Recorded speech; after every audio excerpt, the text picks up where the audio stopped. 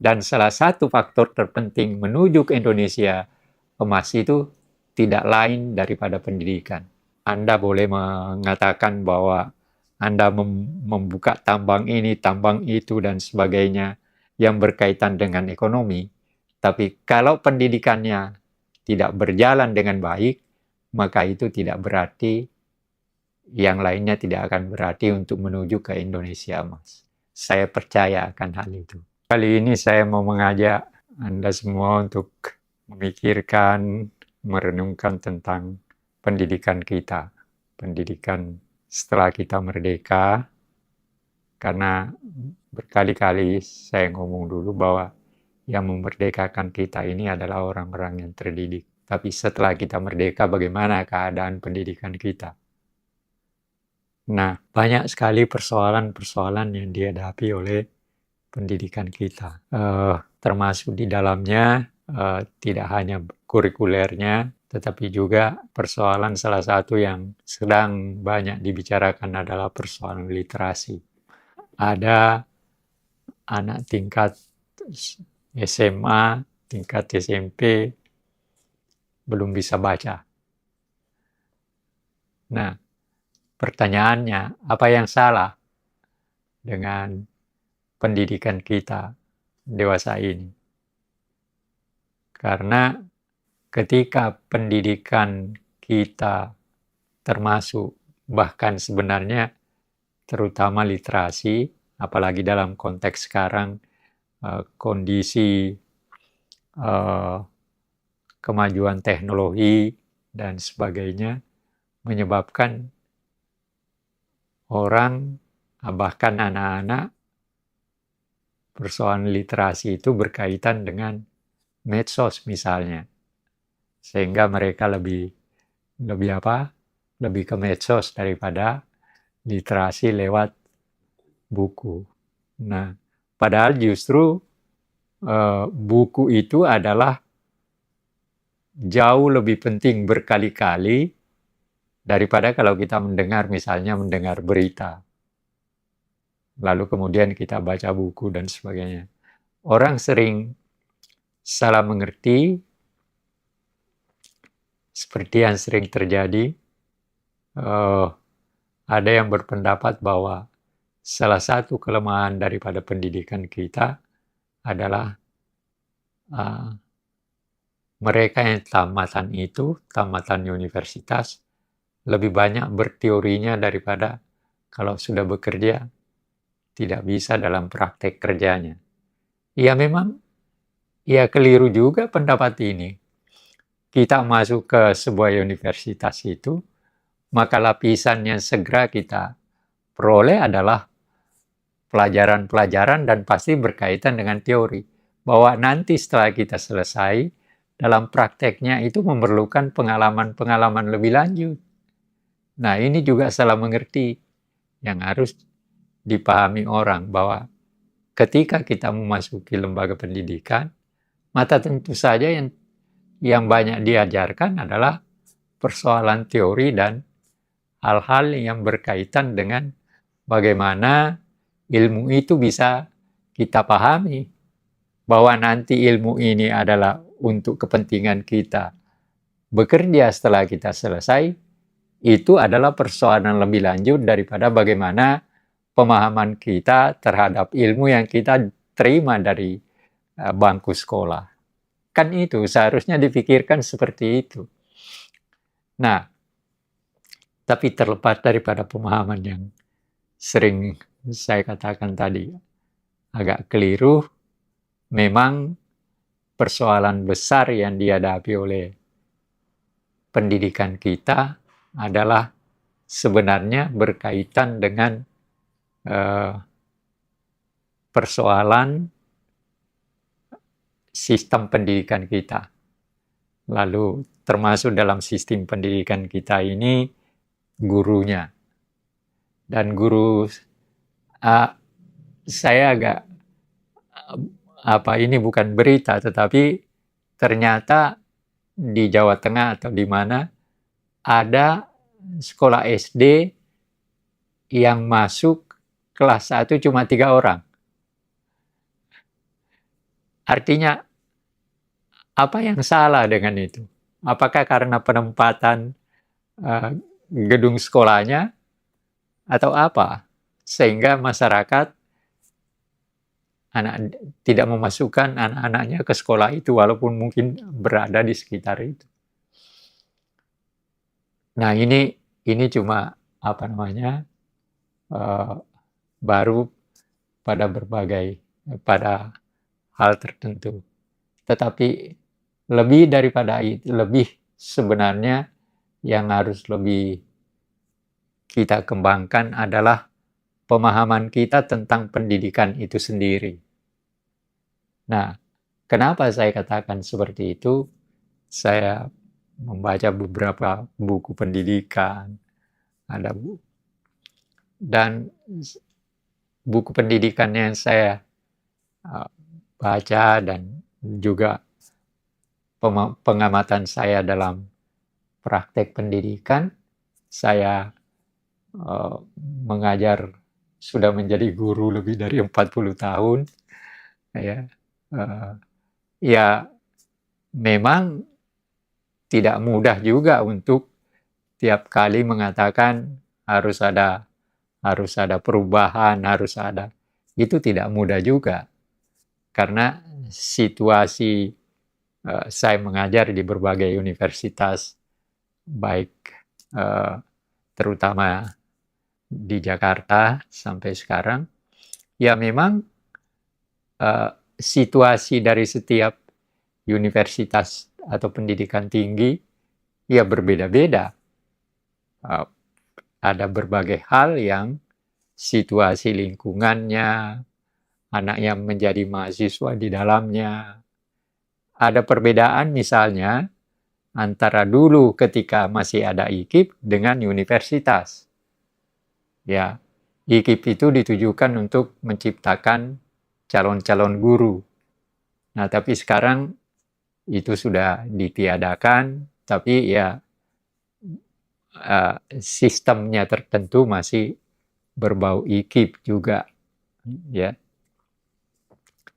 Nah, tetapi sebenarnya ketika IKIP akan dihilangkan tanda kutip, saya pernah berdiskusi panjang dengan seorang profesor doktor bidang pendidikan dan juga pernah menjadi di luar negeri.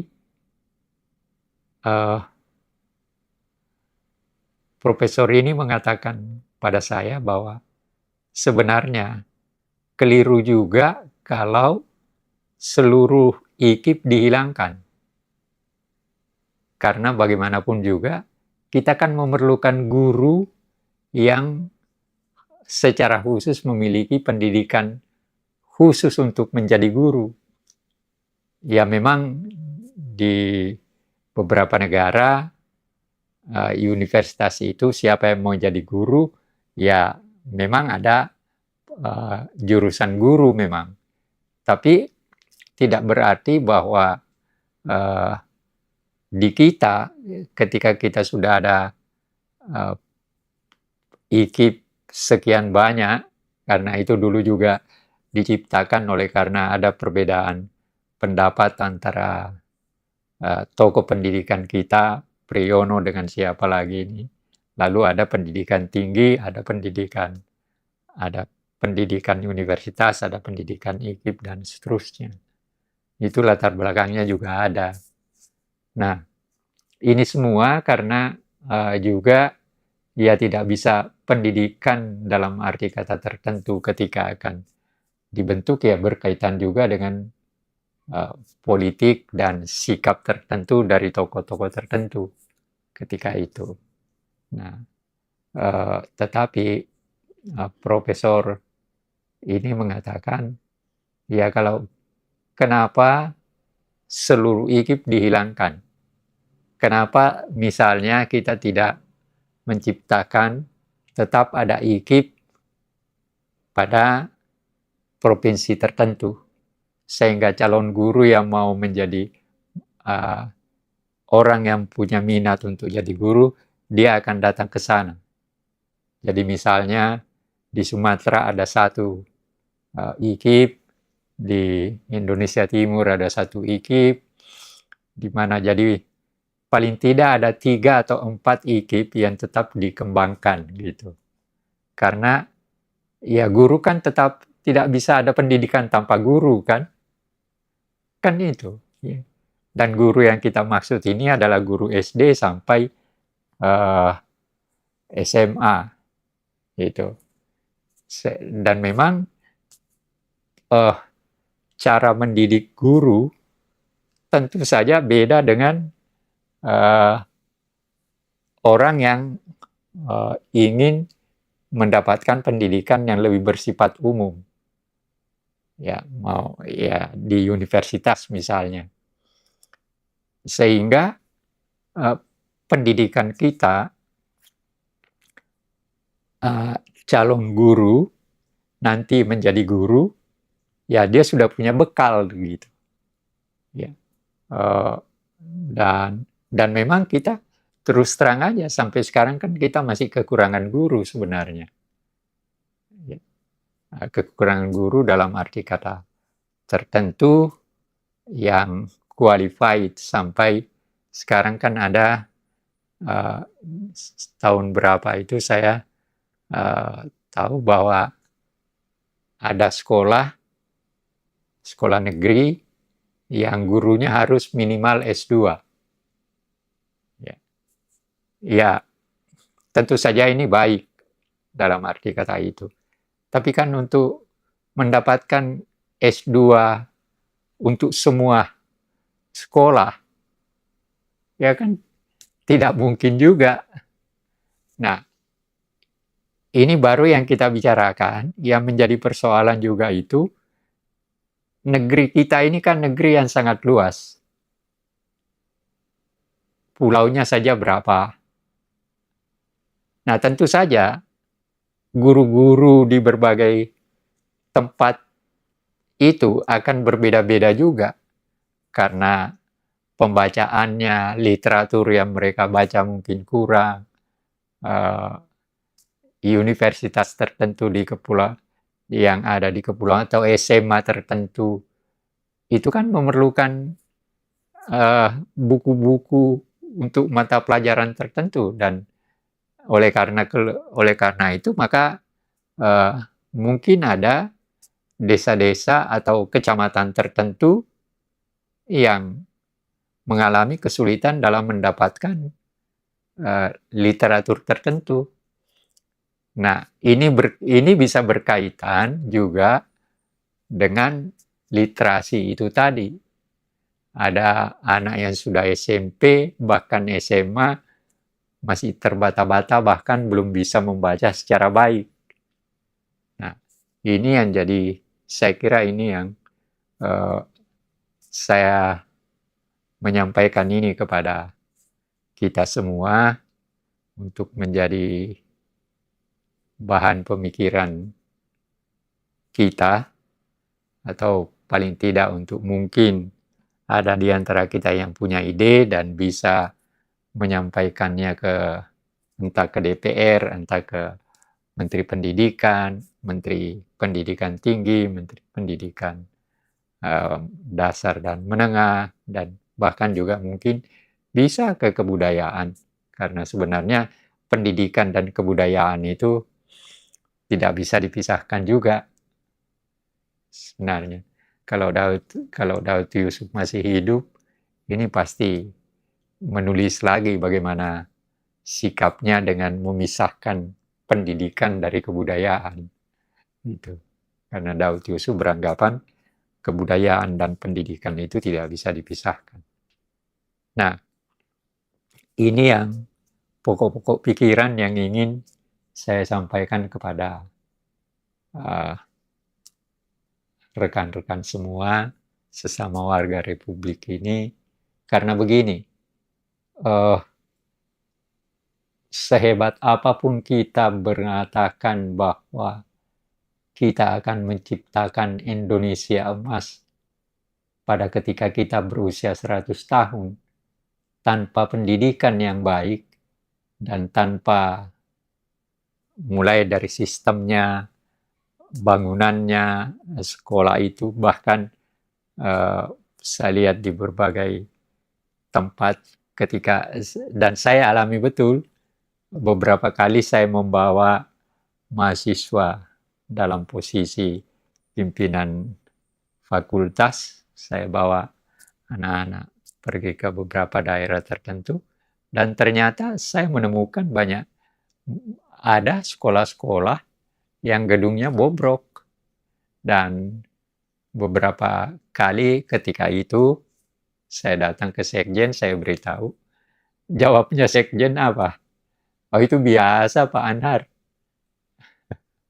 Jadi waktu itu ya tahun 80-an ya. Jadi tapi sampai sekarang masih banyak gedung sekolah yang roboh, yang karena bahkan pernah terjadi, dan ini juga terulang lagi. Udah berapa kali kepala sekolahnya kirim surat atau langsung beritahu kepada dinas pendidikan bahwa sekolahnya harus diberi perbaikan dan sebagainya, karena sudah mau roboh, nggak dapat perhatian juga. Gitu. Ya tentu alasannya selalu ada persoalan biaya. Nah, bahkan sekarang mulai ribut, kemungkinan akan terjadi sekian banyak guru terpaksa tidak dapat melakukan tugasnya oleh karena katanya bupati kabupatennya nggak punya duit. Yang ngatur SMP, SMA, dan SMP kan sekarang pada kabupaten dan provinsi. Nah, sudah ada keluhan dari berbagai kabupaten mengatakan bahwa mereka nggak punya duit sekarang. Nah, kalau persoalan itu bagaimana menggaji guru kalau tidak punya duit? Kan kembali lagi polanya dulu sampai sekarang, guru honorer gajinya cuma 250 perak dan sebagainya. Bagaimana mau mengajar dengan baik sebenarnya? Tetapi ada aja yang bersedia menjadi honorer walaupun seperti itu. Tapi karena mungkin guru honorer ini memang punya minatnya untuk menjadi guru demikian besar. Tapi sekarang lagi ribut tuh. Sekarang persoalan. Dan ini sebenarnya tidak boleh dibiarkan lama gitu. Jadi saya berharap agar supaya DPR mengambil sikap tertentu dan memberitahu dan berdiskusi dengan pemerintah agar supaya hal ini jangan dianggap sebagai hal yang remeh. Ini hal yang penting. Siapa yang menjalankan pendidikan di kabupaten, di provinsi, kalau bukan mereka? Nah, tapi kalau mereka, alasan bupati, alasan gubernur nggak punya duit, karena duitnya dikurangi dari pusat, lalu pendidikannya terlantar. Bagaimana Anda mau melihat ke depan dengan pendidikan yang tidak berjalan dengan baik hanya karena tidak ada biaya alasannya? Kan itu persoalan. Ya banyak tentu isu, tapi saya tidak mau bicara tentang isu itu. Saya hanya mau mengatakan bahwa bahkan kewajiban kita semua, kewajiban DPR, kewajiban pemerintah untuk benar-benar memperhatikan bagaimana pelaksanaan pendidikan menuju ke hari depan kita. Kenapa? Kita berbicara misalnya tentang Indonesia Emas. Bagaimana Anda menciptakan Indonesia Emas kalau literasinya literasinya tidak sebagaimana yang diharapkan? Ya memang terlepas daripada orang setuju atau tidak, ada langkah yang dilakukan oleh pemerintahan Prabowo dengan sekolah rakyat itu. Bagi saya, itu sebenarnya adalah satu langkah untuk, ini kan yang diambil di sekolah rakyat itu orang-orang miskin, ya kan? Jadi ada harapan dari orang-orang miskin untuk mendapatkan pendidikan pada tingkat tertentu. Gitu. Nah, itu langkah yang tentu saja yang perlu dihargai tinggi. Tetapi dalam pelaksanaan pendidikan di bidang yang biasanya, seperti yang berada di bawah Departemen Pendidikan Dasar dan Menengah dan Pendidikan Tinggi, itu juga tidak bisa diabaikan. Jangan oleh karena lebih memperhatikan sekolah rakyat di bawah Depsos, lalu sekolah dasar, sekolah SMA di Departemen Pendidikan Dasar terbengkalai, tanda kutip, dengan catatan tadi, karena sekolah SD, SMP, SMA itu berada di bawah di bawah kabupaten dan provinsi. Jadi jangan sampai mereka mengatakan kami nggak punya duit sehingga terpaksa kami nggak bisa bayar guru. Nah, kan rusak kalau begitu. Bagaimana kita mau menuju ke depan kalau pendidikan kita tidak bisa berjalan dengan baik?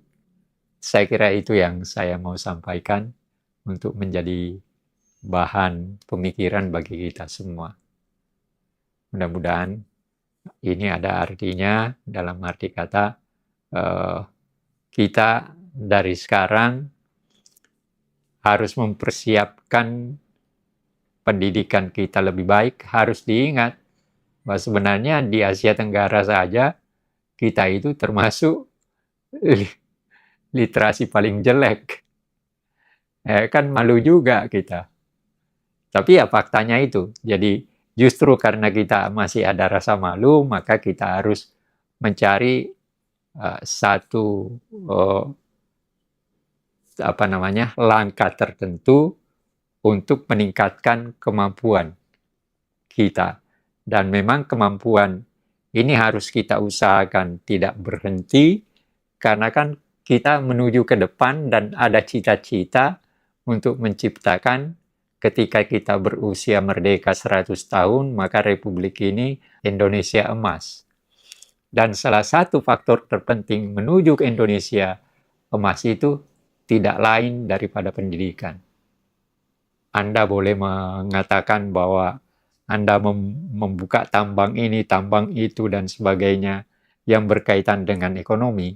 Tapi kalau pendidikannya tidak berjalan dengan baik, maka itu tidak berarti yang lainnya tidak akan berarti untuk menuju ke Indonesia emas. Saya percaya akan hal itu. Oke.